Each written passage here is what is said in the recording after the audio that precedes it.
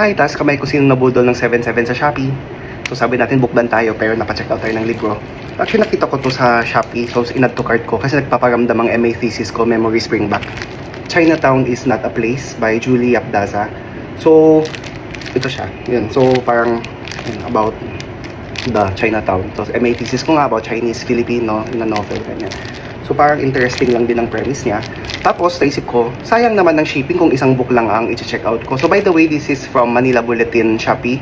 So nagtingin-tingin din ako ano pwede ko ma-check out sa Manila Bulletin Shopee para hindi sayang ang shipping fee. So meron tayong magazines na check out. So this is called Monthly Agriculture. So this is one May-June 2024 issue. Tapos August-September 2024 issue. July-August 2025 issue. Tapos September-October 2025 issue. November-December 2025 issue. Tapos March-April 2026 issue. Tapos ito yung latest, May-June 2026 issue. So bakit ko chinek out tong agriculture magazine? Wala lang, thinking ko lang, nandito ako sa rural eastern Pangasinan. So syempre magbabasa-basa tayo, baka makakuha tayo ng idea, ano pwedeng pag-aralan, investan, side hustle din natin, pwedeng pagkakitaan, di ba, extra income. So might as well use the natural environment meron dito sa rural eastern Pangasinan. And syempre, wala naman din masama sa pagbabasa about agriculture, mas makatulong tayo sa pagkakaroon ng support and empathy sa kapwa, sa mga magsasaka natin para supportahan ng mga local products. Actually, nakita ko din tong January-February 2026.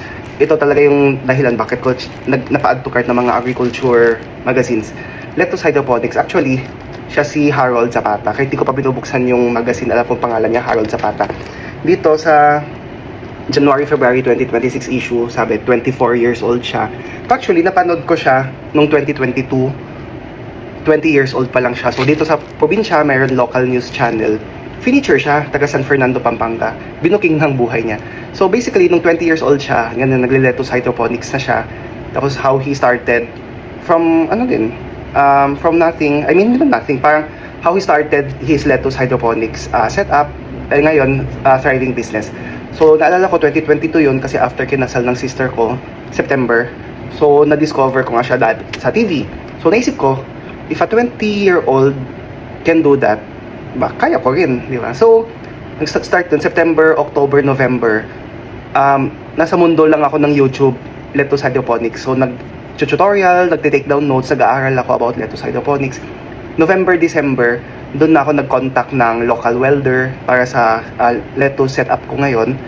Tapos doon ako nag-start na mag-lettuce hydroponics, November, December 2022. Tapos tuloy-tuloy na hanggang ngayon 2026. So, parang kung mayroon pang ibang feature about kay Harold dito sa magazine, babasahin ko pa syempre. Tapos kung may iba pang agricultural products na pwede natin simulan, di ba? Why not? So, anong point ng vlog na to? So, nagsimula lang siya dito sa Chinatown, MA thesis, napunta sa lettuce. Point ko lang is, try nyo din to venture out to other ventures, other sidelines, other businesses, side hustles. You'll never know. Di ko naman din aakalain na sabi ng mga relatives ko, may green thumb daw ako, kaya ko din magpabuhay ng lettuce. So, kayo din, di ba? Try nyo rin. What are possible legal sidelines, side hustles that you could study, that you could pursue. And yun nga, eventually, pagkakakitaan nyo rin. Actually, lettuce ko, break even lang siya minsan, madalas. Pero kung may profit, 3 digits, 4 digits, ang saya-saya ko na. So, yun naman, hindi naman masama. I mean, at least hindi negative, may pumapasok pa rin na cash flow. Yun. So, yun. Discover, baka may matutunan kayo, ma-discover kayo na passion project nyo din pala. Wala naman masama. So, hindi naman din masama magkaroon ng side income, side hustle. Yun lang. So, in my case, let's lettuce grow. And may space naman dito sa aming bahay for lettuce. Therefore, sinubukan ko mag-lettuce. Pinag-aralan, sinubukan. Nag-try na ako ng iba't ibang varieties. Pero lately, ngayong June, July 2026, hindi ko rin alam bakit bansot or konti lang ang tumutubo. Maybe dahil tumanda na sa ref yung mga lettuce seeds. Hindi ko alam. Kasi March, April, May, tumitigil nagpo-pause ako sa pagle-lettuce kasi sobrang init dito sa Pangasinan. Nasusunog ang lettuce na experience ko na yon. Therefore, March, April, May, pause. And then nasa ref lang yung mga seeds. So ngayon, June, July, konti lang yung tumutubo. So, kaya wala pa ako pinupost about lettuce kasi wala pa ako masyadong natatanim at wala bang naka-harvest. Yun lang. So, it's a learning process. Hindi naman always successful palagi ang mga business ventures.